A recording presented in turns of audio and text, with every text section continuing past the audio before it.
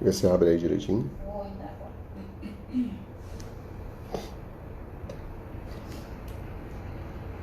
Oxente. É projeto oficial. Entra aí. Tem nada ainda. Só tá assim, ó.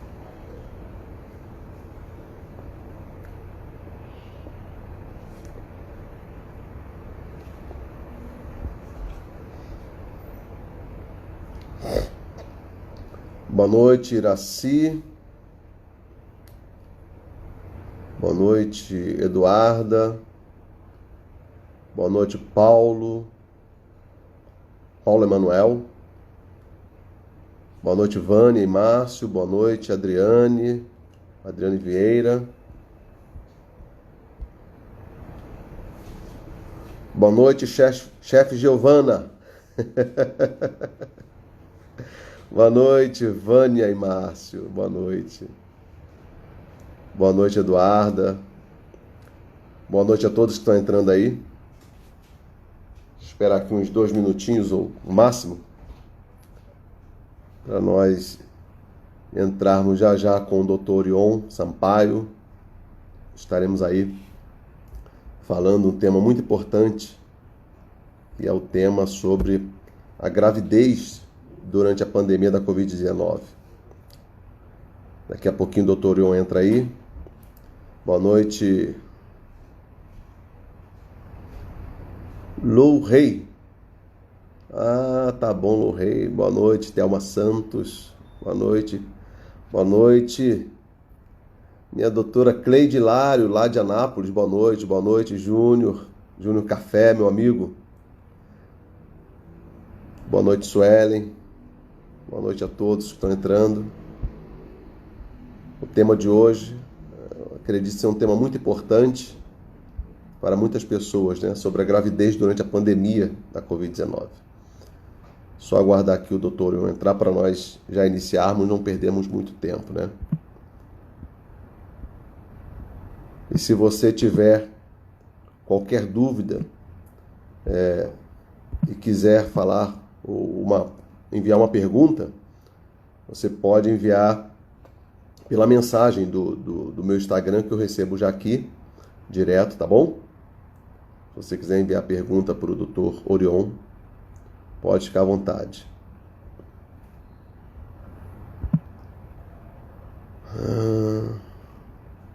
Pessoal aqui entrando.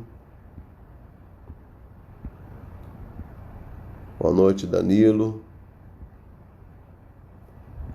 Boa noite, Nessa. Deve ser Vanessa, né? Vanessa Carvalho. Pessoal aqui entrando. Anderson Rafael. Boa noite, meu irmão. Tudo bem? Deus abençoe vocês.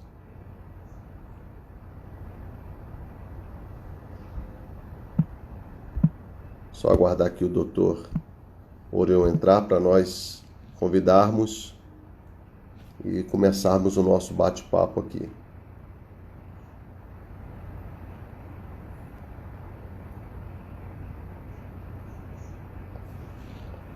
Se o doutor não estiver na área aí, já pode chamar aqui, tá bom? Que eu visualizo e aceito aqui.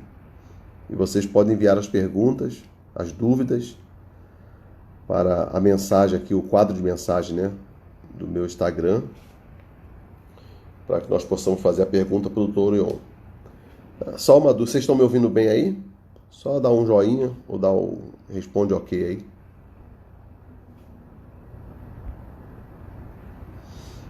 Doutora Raíssa Mello, boa noite. Dona Marizes, boa noite, Dona Marizes. Doutor Orion já entrou, só entrar aqui, só pedir o convite aí, doutor, que eu já entro com o senhor aqui. Adilson Rocha, boa noite. Aninha Melo, doutora Raíssa, Eduarda Rodrigues. Ok. JM Correia, boa noite. Suelen Alves, boa noite.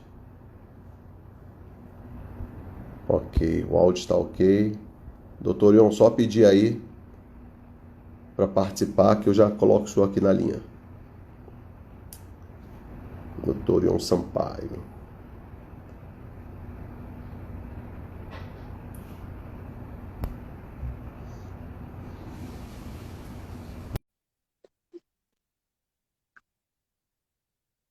Boa noite, Marcos Donizete. Meu amigo doutor Orion Sampaio. Boa noite, meu ilustre pastor Rogério Cruz, meu querido amigo vereador, e a todos que nos assistem, o meu boa noite a todos. Boa noite, boa noite. Tem gente entrando ainda aí, Amanda Amaral de São Paulo, lá do interior de São Paulo. Maravilha. Nili Yang, bacana. Acho que já podemos começar, doutor, para não perdermos muito tempo, né? À vontade. Mas Pode eu ficar gostaria, tranquilo. doutor, mais uma vez agradecer ao senhor em poder participar conosco aqui dessa live. Eu acho que é um tema muito importante, falarmos sobre a gravidez durante a pandemia da Covid-19. O senhor como médico, ginecologista, obstetra, como médico do trabalho, enfim, uma experiência larga aí. Eu gostaria que o senhor, em breves palavras, primeiro se apresentasse ao nosso público, que está muitos conhecendo o senhor agora, né? Outros já conhecem. Com certeza. Eu gostaria que o senhor se apresentasse aí para depois entrarmos no assunto. Pode ficar à vontade, doutor. Boa noite a todos. Me chamo Orion Elias Sampaio. Sou médico ginecologista, obstetra, médico do trabalho, perito, presido a Junta Médica Municipal de Goiânia, detendo 60 mil servidores, presidente da MESA, Medicina e Segurança do Trabalho. Que bom. Há quanto tempo o senhor está nessa área, doutor? Há 35 anos exercendo a profissão, mas dentro da área de medicina já há 42 anos. 42 anos. Vou chegar nessa idade, hein? Vou chegar nessa idade, eu. Eu talvez. Mas, doutor Ion, vamos então iniciar. Eu gostaria que o senhor fizesse algumas colocações a respeito desse cuidado que as senhoras, né, as futuras mamães novas, sejam novas ou sejam já mães experientes, mas que nesse momento de pandemia, o cuidado que elas devem ter, porque nós acompanhamos aí alguns dias atrás, inclusive uma matéria que passou no Jornal da Record, que muitas mulheres grávidas nesse período de pandemia vêm sofrendo porque essa pandemia, a Covid-19, ela afeta a questão o sistema respiratório, diretamente o sistema respiratório. E é onde as crianças, o feto, no caso, o bebê que está sendo gerado, também sofre algumas consequências. E aí a pergunta desse tema de hoje é: qual o cuidado primordial que o senhor vê que essas mulheres, essas senhoras, essas futuras mães devem ter durante a gravidez nessa pandemia da Covid-19? Então, existe todo um protocolo da Organização Mundial de Saúde e do Ministério de Saúde trazendo esse protocolo para que as pessoas tomem o caminho certo para evitar a contaminação. Essas mamães gestantes deveriam, em primeiro lugar, estimular o distanciamento. O distanciamento hoje é ponto primordial. O uso da máscara. O uso da máscara é importante porque as partículas que saem, tanto na hora que a gente fala, como a gente às vezes espirra, e também até a secreção ocular, podem às vezes, contaminar a paciente. Muitas das vezes, essa contaminação. Né? As formas de higiene, como é que nós vamos fazer essa forma de higiene? Lavar bem as mãos com sabão líquido, usar sempre que possível toalha descartável e descartá-las após o uso, que é de fundamental importância, e não esquecer constantemente do álcool em gel. Isso aí é um fator primordial. O distanciamento é fundamental. E uma das preocupações nossa dentro do ambulatório é porque as pacientes, no início dessa pandemia, meados de fevereiro, final de janeiro, houve um aterrorizamento em relação a pandemia. Realmente, é um inimigo invisível, maldito, e que ele acomete mesmo as pessoas. Ele chega de uma forma silenciosa. Então, houve um lapso dessas pacientes que não foram bem informadas, que elas deveriam ficar em isolamento total. Isso foi um dos maiores problemas que nós tivemos. Por quê? Talvez no início dessa pandemia, né, a orientação que se dava era que as pessoas que se contaminassem ficassem em casa, só procuraria assistência médica com o comprometimento ou agravamento da doença. Isso foi trágico, porque nós perdemos, no meu ver, como médico, nós perdemos muitos pacientes em função dessa informação. Eu acredito que seja até por causa das próprias literaturas, é uma doença muito recente, né? Por ser uma doença recente, o que aconteceu? As pessoas entraram em pânico. E muitas dessas mães, dessas jovens mães, deixaram de procurar o médico, com medo da pandemia. E elas não tinham informação. Eu vejo no meu próprio consultório, na minha clínica, nós temos um protocolo para receber essas pacientes. Nós colocamos horário correto para não ter aglomeração, distanciamento, exigência da máscara. Todos fornecem hoje o álcool em gel, a pia com sabão líquido, com a toalha descartável. Então, isso aí foi um problema seríssimo, porque muitas mães deixaram de fazer o pré-natal, acompanhar o pré-natal, e quando perceberam, a doença já estava no estágio avançado.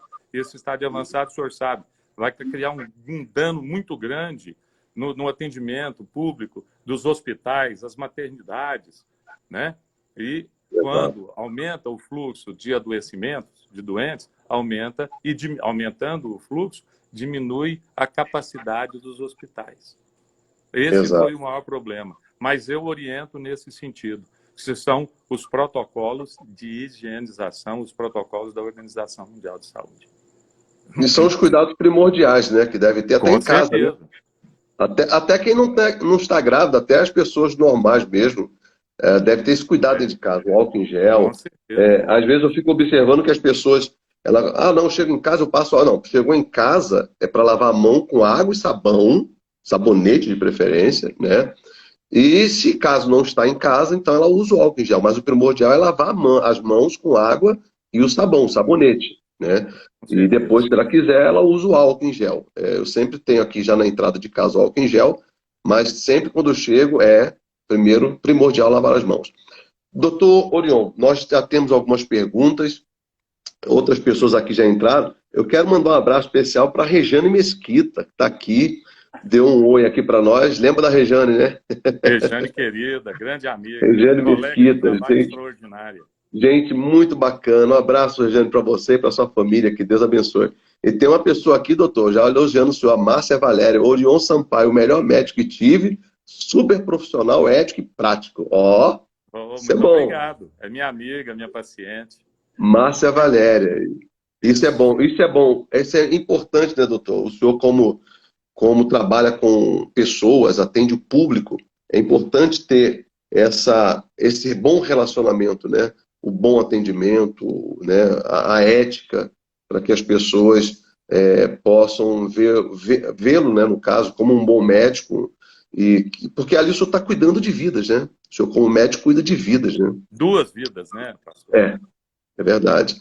Mas vamos aqui já a algumas perguntas, doutor. Tem aqui uma pergunta: como melhor proteger a mulher na sua gravidez e o seu bebê? Essa pergunta é excelente, porque isso é feito todo o tempo no nosso ambulatório. A proteção da mulher gestante é exatamente não deixar de fazer todas aquelas situações que eu comentei anteriormente. Ela não pode deixar de fazer o pré-natal. Sempre que puder, ficar em casa. Por quê? Porque a gestante ela não tem uma comorbidade maior do que as outras pessoas normais. Não existe isso. Trabalho já comprovar isso. Mas é para exatamente ela evitar de ter o adoecimento, né? As formas de higiene continuam sendo, porque o protocolo é o mesmo.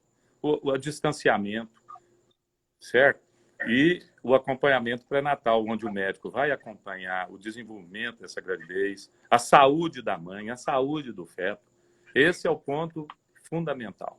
Não deixar de fazer o pré-natal. E não esquecer sempre dos protocolos de higiene e de proteção. Tem uma outra pergunta que o senhor já respondeu, que a pergunta é: seguro continuar as consultas de pré-natal? O senhor bem dizer, já respondeu, né, que tem que continuar, importante. Temos um caso de uma senhora, uma mãe, que deu luz ao bebê e ela descobriu que estava com Covid. E ela queria saber se na amamentação o vírus pode passar para o bebê? Pois não. Eu vou ter que traçar alguns comentários antes. Um cientista, um estudioso, pesquisador, durante o começo do Covid na China, de outubro de 2019 até dezembro, ele fez um trabalho com 38 pacientes gestantes que tiveram o contato ou adoecimento com o Covid-19, o SARS-CoV-2. O que aconteceu com esse trabalho? Ele pegou todas essas pacientes e fez um estudo minucioso com as estruturas placentárias, a placenta, a membrana da bolsa amniótica, o estudo com líquido amniótico, também fez uma investigação do sangue dentro do cordão umbilical, do cordão umbilical do feto, e uma pesquisa profunda, incansável, diante do leite materno. Qual foi o resultado, para a surpresa de toda a equipe do Dr. Schwartz e os colaboradores? E que nenhum desses casos foi constatado a presença do SARS-CoV-2, que seria o Covid-19. Então, a mãe pode amamentar sem medo. Até agora, estudos, apesar, é o que eu falei para vocês, o que nós temos ainda é muito pouco sobre o tamanho e a dimensão desse vírus, dos problemas que ele pode trazer e afetar a gestante. Agora, quanto ao aleitamento, pode ter certeza, não tem problema. Se a mãe teve o contato e ela está negativada, não tem problema nenhum. E se ela está presente, tem que aleitar sim, usando a máscara, lavando as superfícies, os lugares que ela toca, o corpo do neném. O corpo do neném tem que estar em contato com a mãe. Os pediatras podem me falar isso muito tranquilo. A mãe tem que, se ela está positiva, ela tem que se cuidar. E se for já numa fase intensa, que a doença está agravada, aí não. Aí existe o isolamento e o leite dessa mãe ele tem que ser extraído. Da mãe ou dos bancos de leite, porque a criança tem que amamentar. O leite está comprovado, não há risco para o feto. Bom, muito boa essa pergunta e a resposta muito positiva. Mandar um abraço aqui para Cris Bailão, que entrou, Maria José Martins Farias, o Rogério Júnior, que está acompanhando a gente. A Rejane Mesquita gostaria de saber se a mãe lactante com suspeita da Covid pode continuar. A resposta que tu deu agora, amamentando ou deve interromper. Então, na verdade, não tem nada a ver, né? Ela pode continuar amamentando normal. Absolutamente. Um abraço aqui para a Angélica, Gleice Kelly, Silvio Gondim, Marlene Gonçalves, Viviane, Lou Rei, Roana, acho que é isso. As gestantes com suspeitas, deixa eu ver se é... as gestantes com suspeita ou confirmação de infecção pela Covid-19 devem necessariamente serem submetidas ao parto cesariano? Veja bem, aí eu entro com a premissa do obstetra-paciente, né? Eu acho que o parto ele é um diálogo entre a paciente e entre o médico, o obstetra. O que é o pré-natal? O pré-natal nada mais é do que a aproximação do médico profissional com a sua paciente, para que ela adquira confiança. Agora, veja bem, por se tratar de uma paciente que teve contato, teve o adoecimento ou não, em relação ao parto, sempre vamos pensar no parto normal. certo? Mas sempre lembrando que o corpo é da paciente. A decisão, muitas das vezes, tem que ser da paciente. Agora, veja bem, em casos em que essa paciente evoluiu para o agravamento, aí é uma decisão médica. Está totalmente contraindicado o parto normal. Nós partimos para a parto cesariana. Por que isso? Porque o senhor há de convir comigo que essa paciente, ela sendo anestesiada, ela está sob controle respiratório. Então, o médico cirurgião e o médico assistente anestesista, ele tem a paciente na mão e tem todo o controle. Então, nesses casos, agora, não podemos esquecer que é um caso fundamental das comorbidades. Tem as pacientes gestantes que têm comorbidade. O que são comorbidades? São situações de risco. Por exemplo, pacientes diabéticas. A gente sempre tende a induzir para o parto cesariano. As hipertensas, que são casos que poderão ser acometidas por agravamento da COVID. As pacientes obesas são pacientes, nós temos que olhar. Essas pacientes, por exemplo, que têm um índice corpóreo acima de 30, essas aí nós já temos que pensar diferente. De massa corpórea, né? As cardiopatias graves, nós não podemos deixar essa paciente sofrer o trabalho de parto. As doenças respiratórias também crônicas e graves, essas pacientes, isso aí é uma decisão por conduta médica. O que nós obstetras fazemos? Nós chegamos para a paciente, explicamos a seriedade que é ela tentar induzir ao parto normal. Então, o parto ele tem que ser sempre personalizado, ele tem que ser sempre o melhor para a paciente. Quando se trata de patologias, de comorbidades, aí não, aí a decisão é médica com o diálogo com a paciente, confortando essa paciente. Ótimo. Um abraço para a Dilma Baron, Holstein, que entrou, a Nayali. Que Nayali entrou também. Nossa, bem bacana. Bastante gente entrando aqui.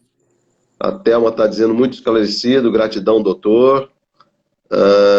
Adriana Mura DF, RDC de Brasília, Distrito Federal. Iris 2506, com certeza não é o nosso prefeito. Terezinha Fé. Maria Evangelista. O Palasson. Esse é um amigo nosso, Rogner, doutor Rogner, lá de São Paulo. Está dizendo excelente live, parabéns. Bom, muitas pessoas aqui ainda entrando. O Hugo, a Sônia, a Marta, a Júlia. Vamos aqui mais a algumas perguntas, meu doutor. Agora tem uma pergunta aqui, que é a Cláudia Rodrigues.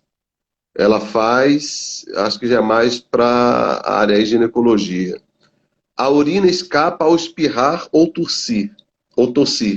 O que pode ser? Olha, nós temos que seguir duas vertentes. Muitas das vezes, a paciente, quando ela é acometida de infecção urinária, de distúrbios de infecção urinária, tanto de cistite como das vias urinárias, às vezes pode ter um comprometimento, um relaxamento do esfíncter detrusor, que é o responsável pelo controle da urina. Isso aí, nesses casos, tá? Nesses casos, normalmente, nós com tratamento clínico, nós conseguimos resolver e com alguns exercícios. Mas quando a paciente ela é uma multigesta, ela já teve vários filhos, por trajeto vaginal, parto normal, durante a expulsão desse feto, maioria das vezes há uma ruptura do assoalho pélvico, da musculatura pélvica. Por mais que nós façamos o epísio, a episiotomia, que é aquele corte para o neném passar mais aliviado, aí depois a gente reconstitui, muitas das vezes fica uma quedinha de bexiga. Nós chamamos de cistocele. A parede anterior da vagina cede um pouco. Essas pacientes nós perguntamos a ela, você tem você urina quando você tem pequenos esforços, médios esforços ou grandes esforços. Quais são esses? O espirro, a tosse, o esforço, pegar um peso, tudo isso aí, você traciona uma pressão sobre o seu assoalho pélvico, a mulher sobre o assoalho pélvico. Então, isso, ela nos procura, a gente faz a investigação clínica, faz o exame clínico, você no exame clínico tem uns exercícios que a gente manda fazer para a gente constatar se há realmente a queda da bexiga. E a maioria das vezes tem a queda da bexiga. Aí sim, aí nesses casos são casos cirúrgicos e que com a cirurgia corrige sem problema e sem risco nenhum para a paciente. É um procedimento cirúrgico, que é a colpoperineoplastia anterior e posterior. Mais uma pergunta aqui. Maria de Fátima. O que quer dizer um ovário micropolicístico? É a mesma coisa de policísticos? É, a mesma coisa. Só que eu vou ter que explicar um pouquinho a fisiologia para ela entender bem. Fique à vontade. Os ovários são glândulas, né? E ele produz hormônios. O estrogênio, o progesterogênio, que estimula a menstruação e assim por diante, aquela fisiologia toda. Algumas pacientes, elas vão apresentar uma alteração, uma disfunção hormonal em relação à progesterona e ao estrogênio. Com isso, a mulher todo mês, entre o 12º ao 17º, normalmente 14º dia, ela vai estimular, o organismo estimula a ovulação. Muito bem. Essa ovulação é estimulada o ovário, a parte externa do ovário, que são as membranas, ela explode e libera o óvulo. Vem as trompas, as fímbrias das trompas, pega o óvulo, leva para dentro das trompas e lá no terço externo a fecundação. Mas muito bem, vamos voltar. O que acontece com essas pacientes? Essas pacientes, elas, com essa alteração, essa disfunção hormonal, ela há um enrijecimento, perde a permeabilidade dessa membrana do ovário que explode para liberar o óvulo. E são vários óvulos. Uma mulher ovula vários óvulos. Então, o que acontece? A hora que vai explodir, a membrana, ela retém, ela não explode e vai retendo essas ovulações, que são pequenas ovulações. Por isso, ela, com o passar do tempo, vai acumulando, vai aumentando e, às vezes, leva a mulher até uma infertilidade transitória. O que acontece? Por isso que nós chamamos de ovários micropolicísticos. Micro de pequenos, das ovulações, poli porque tem muitos, né? E faz com que haja um aumento, às vezes vira até um cisto, que esse cisto, até 40 centímetros cúbicos, dá para fazer com tratamento, com hormônio, a gente consegue reverter. Mas em muitos casos é cirúrgico. Então, esse é o problema, o que ela perguntou, é a mesma coisa, micropolicistos ou policistos, é a mesma coisa. O tratamento é com hormônio, existem vários hormônios, mas eu tenho uns que é especial, que na minha prática eu gosto muito, que são as ciproteronas, superioridade ciproterona, o gestodeno, que responde muito bem, e a drosperinona, que é um hormônio agora de última geração. Excelente. A Eduarda Rodrigues da Silva pergunta: estou com uma tia em casa isolada com Covid-19 e estou tomando Combiron fólico e gostaria de saber se poderia estar tomando alguma outra vitamina para imunidade, pois tem imunidade muito baixa. Sim. Nesses casos especificamente, ela deve tomar. Por quê? Porque o ácido fólico, ele é excelente. Ela está gestante? Ela não fala se está gestante. Não fala se está gestante. Porque o ácido fólico hoje, ele é de primeira escolha no tratamento das gestantes antes de engravidar e depois que engravida até o 4º mês. Porque ele melhora muito a imunidade das pacientes, ele evita as alterações congênitas no feto, o fechamento do tubo neural. Ele tem uma ação fundamental e muito importante. Então, a gente usa e é excelente, pode usar sem medo. Ótimo. Combiron O Luciano... é um complexo vitamínico excelente, né? Completo. De ase. Ótimo. Ela só não disse aqui se está grávida ou não, mas não respondeu ainda. O Luciano Carneiro, doutor Ion, grande médico. Matheus Barcelo, acabou de entrar. Bacana. O Souza Gerda, também. Renata. A Luciane Cruz, lá da Bahia, ó. Não é minha parente não, mas é minha amiga, viu? Lá de Salvador, Seja Bahia. bem-vinda. Luciane. MM Bitar, grande amigo médico por vocação. De Brasília, MM, deve ser Maria, alguma coisa, né? Um abraço também para o Álvaro Francisco, que entrou aqui agora. Marcinha, Diego Curado, a Sinara. Muita gente entrando aqui ainda. A Eduarda Rodrigues diz que sim. Acredito que ela esteja grávida. Respondeu sim. Então, ótimo. A resposta Então, está bem indicado. Até o 4º mês de gestação, pode tomar sem medo. Não há necessidade de tomar depois do 4º mês, porque já houve o fechamento do tubo neural. Ótimo. Para evitar a malformação congênita. Esse detalhe é importante. Até quando ela pode tomar, né? Até o 4º mês. No início do 4º mês, ela já pode parar. Um abraço para o Otto Maciel. Ela está com 8 semanas e 5 dias de gravidez. Sem medo, pode tomar, que é excelente. O Júnior Adão, um abraço. SSC Filho. Tio Orion, olha a sobrinha aí, ó. Se uma grávida com Covid dá à luz, o bebê nasce com Covid ou necessidades especiais? Não.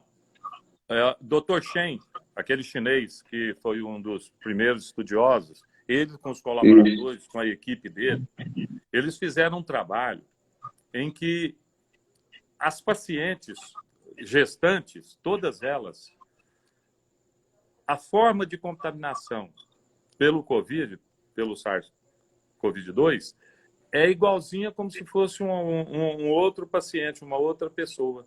É igualzinha da população. Certo? Então, não há... Eu me perdi. O final da pergunta, qual que é, pastor? Deixa eu ver aqui, deixa eu voltar, que tem muita gente entrando. Se uma grávida com Covid dá à luz, o bebê nasce com Covid ou necessidades especiais? Não. É o que o Dr. Shen fez, o trabalho dele, inclusive um brasileiro também, Dr. Guilherme Guiotto. Excelente o trabalho. Eles fizeram uma pesquisa que as gestantes que têm adoecimento pelo Covid, comprovadamente, elas não têm que necessariamente transmitir para o feto. Por quê? Aquele trabalho que no início eu falei para todos os que aqui estão participando, de que as células do sangue, do líquido amniótico, nenhum foi constado no aleitamento. Então, não existe a forma de transmissão vertical. O que é transmissão vertical? É a transmissão da mãe para o feto.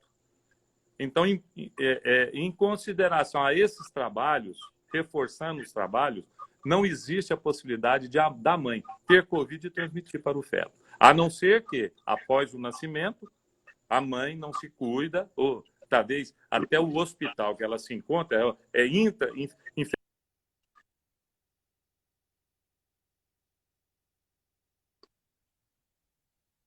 Oi, voltou. Voltou.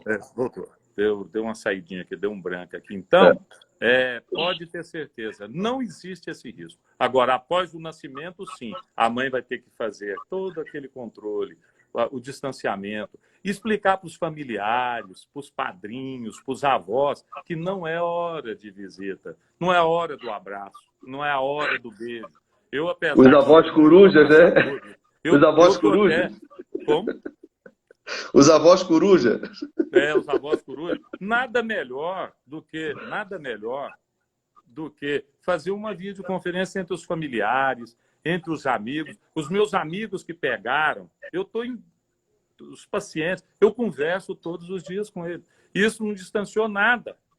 Então, nós temos que ter essa cultura, ter essa mudança de cultura, porque o brasileiro, ele é muito afetivo, a gente gosta de abraçar, de beijar. Nós vamos ter tempo para isso. Agora, temos que poupar a vida dessa criança e dessa mãe que na realidade vai estar com a imunidade baixa, problemas emocionais, mudanças no corpo, tudo isso. Então, não há o mínimo risco. Bacana. Um abraço aqui para a Márcia Valéria, que entrou, Hélia Ferreira, Zenildo Costa, dando aqui os parabéns. Parabéns para o doutor, né, Hélio? Porque eu só estou sendo mediador aqui, ele é que está falando tudo. São meus amigos. Amanda Santos, a Eduarda Rodrigues da Silva, aqui perguntou que está grávida. E tem alguma outra vitamina que seria bom ela tomar? Aquela que o senhor respondeu anteriormente, falou sobre a vitamina. Olha, veja bem, é exatamente o acompanhamento pré-natal é que nós vamos visualizar as deficiências que podem ocorrer. Eu entendo que a paciente, a gestante, que tem os cuidados, segue as orientações com a dieta, com exercício físico, com vida sedentária, isso aí, aquelas que seguem direitinho e tem uma dieta em que é feito o segmento da orientação do obstetra, eu não vejo necessidade de tomar vitaminas, porque o organismo ele sintetiza. Eu acho no primeiro trimestre, quando tem anemia, quando tem as pacientes que perdem o apetite por hiperemese gravídica, que são os vômitos da gravidez, essas pacientes, assim, a gente tem que passar vitamina porque ela perde muito com os vômitos, há um desequilíbrio hidroeletrolítico e que a gente tem que repor, beber muito líquido, né? Então, eu não vejo necessidade de tomar vitaminas, porque tomando vitamina desnecessariamente, ela vai armazenar substâncias, sais minerais, vitaminas, vai ter ganho ponderal. O ganho ponderal pode levar a um diabetes gestacional, a obesidade, né, a hipertensão arterial. Então, nós temos que estar muito atentos com essas situações. Então, o pré-natal é para que o médico dessas pacientes orientem o pré-natal tranquilo e saudável. Bacana. A Flávia Teixeira, olá, estou com 17 semanas. Parabéns, Flávia, e cuida aí bem, viu? Cuida aí. Segue as orientações do Dr. Ion. Um abraço aí para Cássia Rejane Gonçalves, Kátia Carmen, Souza Zenaide, Bruna Herman. Mães que amamentam, deixa eu ver, se pegar Covid deve parar a amamentação... Não, já foi explicado, Bruna, já foi explicado que não tem nada a ver. A mãe que se pegou Covid, ela pode amamentar normalmente o seu bebê, tá bom? Tendo todos os cuidados. Tendo tudo, isso, exato. A Raci Raul, um abraço. Elilde Martins, parabéns, doutor Ion, estou aqui assistindo essa aula de conhecimento. É isso aí, é uma aula mesmo. Obrigado. E de graça, viu? Meu amigo de Brasília, grande abraço. Nádia, um abraço. Adriana Mura, do DF também. Raci Raul, excelente, doutor Ion. Souza Gerda, excelente. Tema, parabéns pela iniciativa. Parabéns, doutor Ion. Deixa eu ver aqui, tem muita gente, toda hora sobe aqui. Roriza Adão, doutor pronto, grande amigo e ótimo médico. Roriz Adão. Arthur Fonteiro, um abraço. A Eduarda agradece aqui, ficou muito bem esclarecida. Ótima explicação, doutor Ion, parabéns. Márcia Valéria, o Ion não é apenas o ginecologista obstetra, ele é o médico que cuida também do seu coração, ser humano de pura grandeza e carinho. Tá aí, ó. Márcia Valéria. Doutor Ion, um abraço. Arthur tá mandando abraços. Zenildo Costa, amigo. Parabéns. Bom, vamos aqui adiantar mais uma pergunta, aí já estamos já com 39 minutos. Tem aqui uma pergunta, eu não sei de quem veio essa pergunta, está aqui em cima, mas vou falar que é a pergunta. A ferida no colo, isso aqui é ginecologia. A ferida no colo do útero, mesmo após cauterização, pode voltar a aparecer e precisar novamente de procedimento ou até mesmo cirurgia? Essas feridas no colo uterino, nós ginecologistas chamamos de ectocervicites. São processos infecciosos bem na parte externa do colo uterino. São situações diferentes, né? Porque algumas mulheres que fazem reposição hormonal, tomam hormônios, até o próprio anticoncepcional, essas pacientes podem apresentar essas ectocervicites que são fisiológicas, são hormonais, não tem problema. Qual que é o procedimento correto? O médico, o ginecologista, por sua vez, ele, na consulta médica, ele vai examinar a paciente, a hora que ele passa o espectro, o aparelho, ele vai ver a ectocervicite. O que ele vai fazer? Ele vai pegar, colher com a espátula aquele material naquela secreção, numa parte do fórceps, para mandar para o histopatológico. Vindo o histopatológico, nós vamos analisar. O que é? Não tem nada? Tá vazio de parasitas? Não tem problema. Mas aí, se tiver uma bactéria, nós vamos tratar clinicamente. Bactéria, vírus, protozoários, fungos, que é muito comum, né? E tem uma bactéria chamada Chlamydia trachomatis, ela é silenciosa, ela é terrível, ela esteriliza a mulher. Essa aí tem que ser feita a investigação também, porque ela costuma dar essas ectocervicites. Agora, você fez o tratamento, acompanhou, tratou. Quando a paciente retorna, se ela continua com a ectocervicite, muitas das vezes a gente recauteriza. Se continuar com essa alteração de repetição, a gente tem que fazer um LIP, que é um procedimento simples que tira a camada superficial do colo uterino. Mas pode aparecer de novo, porque a cauterização ela não é imunizante, ela não imuniza, ela trata e melhora, como todos os outros parasitas bacterianos, todos eles. Tratou, se tiver o contágio, tiver a recontaminação, ela volta. Mas pode ser feito, sim, novas cauterizações. Quero mandar um abraço especial aqui, doutor Ion, para o meu amigo pastor Jander Bacelar, lá de Anápolis, está nos acompanhando obrigado, aí. Doutor, um grande abraço. Doutor Ion, temos poucos minutos, acho que agora só 3 minutos, mas eu tenho aqui uma pergunta que eu acredito ser muito importante, eu gostaria que o senhor respondesse, para nós finalizarmos aqui a nossa live. Tenho um problema de infecção urinária e sempre tenho que tomar antibióticos. Será que isso pode atrapalhar minha fertilidade? Não. A infecção urinária, do trato urinário, é um tratamento. A infertilidade é outra. Agora, a infecção urinária ela tem que ser bem tratada, porque tem as infecções de repetição. E no caso dela ter essas infecções de repetição, quando ela engravidar, há um risco muito grande de aborto. A infecção urinária ela é um causador de aborto no primeiro trimestre da gravidez. Então, isso aí o médico dela vai acompanhar, mas não existe nenhuma correlação entre infecção urinária, do aparelho geniturinário, com a fertilidade dessa paciente. É outro mundo. Eu acho que dá tempo de responder aqui duas últimas perguntas. Eu vou falar já as duas e o senhor responde em seguida. Qual o meio de transmissão da vaginose bacteriana? É uma pergunta. E a última, candidíase tem cura ou sempre tem possibilidade de voltar? As vaginoses são as infecções ginecológicas, né? Aí ela pode ser através da relação sexual, que a gente chama, não é confundir com doença venérea, são doenças sexualmente transmissíveis, né? Que não tem nada a ver com a venérea, existe a venérea, mas são doenças sexualmente transmissíveis. Todas as vaginoses, virais, bacterianas, fungos, protozoários, todos eles são vaginoses, que precisam ser tratados. E todos são tratados especificamente. Tá bom? Bacana. E agora, em 1 minuto para o senhor responder, candidíase tem cura ou sempre tem possibilidade de voltar? Candidíase é fungo, é a Candida albicans, né?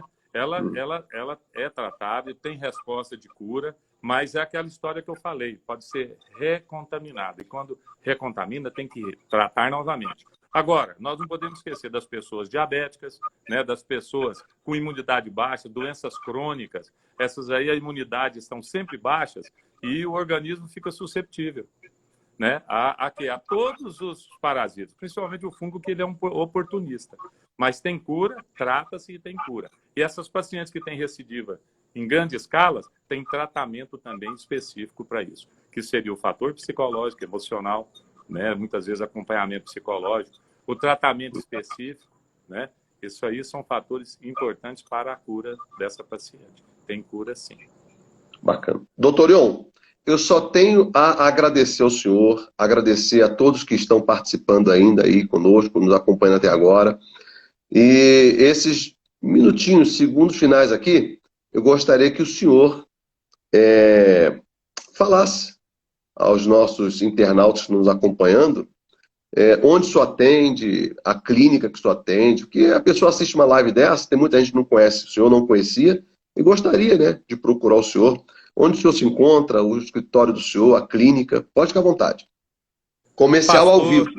Meu amigo, pastor Rogério Cruz, uma pessoa pela qual eu tenho uma admiração muito grande, o senhor sabe por quê. Nossa Obrigado, história é recíproco. já é longa, né, pastor? É E recíproco. tivemos parceria de trabalharmos juntos, tive a honra de ser subordinado ao senhor. Eu tenho uma Nada, fomos admiração amigos muito de grande. trabalho, fomos amigos de trabalho.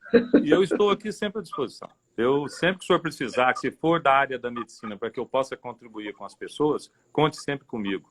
Quero agradecer a todas essas pessoas. Pastor, cada vez que o senhor falava os nomes, eu ia lembrando das pessoas, meus amigos, minhas pacientes, e isso aí virou uma família. Eu fico impressionado.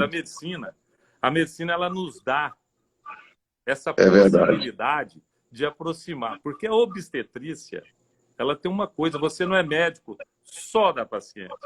Você é médico do marido, você é médico da mãe, você é médico da sogra e da família inteira.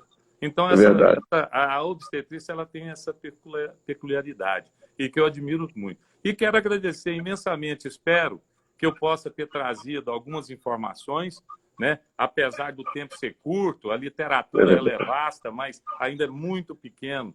Tudo que se sabe a respeito da Covid, nós estamos estudando, nós estamos engatinhando. Cada livro que eu abro, todas as investigações que eu fiz, as pesquisas, cada um fala uma forma, então você tem que, com o seu trabalho, você já começar a centralizar aquilo que você tem de resposta. Eu pensei que alguém fosse perguntar alguma coisa a respeito de tratamento. O tratamento eu não iria fazer, porque cada pessoa, cada profissional, ele tem sua conduta, ele tem o seu procedimento. Eu quero dizer para o senhor, com a maior certeza, todos os pacientes que me procuraram por telefone, que eu estou atendendo por telefone, que eu ainda estou isolado totalmente. Estou atendendo todo mundo por telefone. Graças a Deus, o meu tratamento, todos tiveram cura. Graças a Deus. Então, eu acho que a gente vai desenvolvendo a forma de tratar. Tá bom? A Janiceba entrou aí, ó. Um abraço para a Janiceba. Ótimo, um grande abraço. E a nossa pastora querida, a pastora Thelma, transmite um abraço querido, que é uma amiga fantástica da minha família também. Viu? Muito foi bacana. Uma honra muito grande estar com o senhor mais uma vez, pastor. Prazer foi todo meu, doutor, para todos os nossos seguidores aí do Instagram. Muito e olha, obrigado. Que Deus continue abençoando o senhor, a Giovana, a família completa. Muito obrigado. Que Deus possa guardá-lo e protegê-lo. E aqueles que desejarem ligar para o Dr. Ion, pode depois pedir o número direto. Eu faço questão. Pode pedir para o pastor que tem meus contatos. É meu amigo. Pode entrar aqui, pode entrar no meu direct, aqui direto no Instagram e pedir, que eu envio sim, com o maior prazer, tá bom? Dr. Ion, um forte abraço para o senhor, um forte abraço para sua esposa, dona Giovana, um forte abraço para a família, que Deus possa guardá-lo e protegê-lo e abençoar todos os seus clientes, pacientes. Um abraço a todos que nos acompanharam até agora, o pastor José Galvão, um abração, doutor Ion, está mandando aí. Um abraço aí, o pastor José Galvão. Então, muito obrigado a todos vocês que ficaram conosco até agora.